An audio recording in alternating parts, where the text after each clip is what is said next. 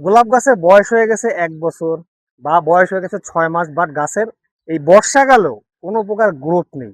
হ্যাঁ, গরমকালে বা বর্ষাকালে কিন্তু গাছের গ্রোথটা খুব ভালো হওয়ার কথা, বিশেষ করে বর্ষাকালে, যেহেতু মনসুন এখন ঢুকে গেছে, মানে বর্ষাকাল ঢুকে গেছে, এখন প্রায় সময় বৃষ্টি হচ্ছে, তারপরও গাছের গ্রোথ নেই কেন?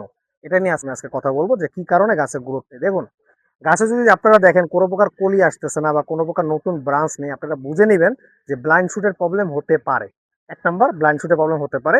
আরেকটা হয় কি, মাঝে মধ্যে হিট ডরমেন্সিতে চলে যায়, তো অতিরিক্ত পরিমাণ গরম চলে, অনেক সময় হিট ডরমেন্সিতে চলে যায়। বাট আমাদের ক্ষেত্রে যেটা ম্যাক্সিমাম দেখলাম বাংলাদেশে হয়, হিট ডরমেন্সিতে খুব কমই যায়, ব্লাইন্ড শুটের প্রবলেমটাই মূলত বেশি হয়। গাছে কোনো গ্রোথ থাকে না, নতুন কোনো ডালপালা বের হয় না। তখন আপনারা রেগুলার ফিডিংটা চালিয়ে যাবেন, যদি পারেন আপনারা 1 সপ্তাহ থেকে 10 দিন রুট ট্রিটমেন্টটাও করতে পারেন, তাহলে দেখবেন যে নতুন নতুন ডাল বেরোনো শুরু হয়ে গেছে। এটা নিয়ে ভয়ের কিছু নেই। আর পিএইচ মেনটেনের কথাটা যদি আমি বলি, যেহেতু মাঝে মধ্যে বৃষ্টি পড়তেছে, এখন 15 দিনে একবার বা মাসে একবার আপনার ইচ্ছা করলে পিএইচ মেনটেন করতে পারেন। করতে হবে তা বলতেছি না, করতে পারেন। করলে এই যে লাল লাল পাতাগুলো, সুন্দর পাতা আপনারা দেখতে পাবেন, যেহেতু পিএইচ যত নিচের দিকে থাকবে মাটির, ততই গোলাপ গাছ ভালো হবে। এই কয়েকটা জিনিস খেয়াল করলে দেখবেন যে আপনাদের গাছের গ্রোথ আবার আগের মতো নর্মাল হয়ে গেছে।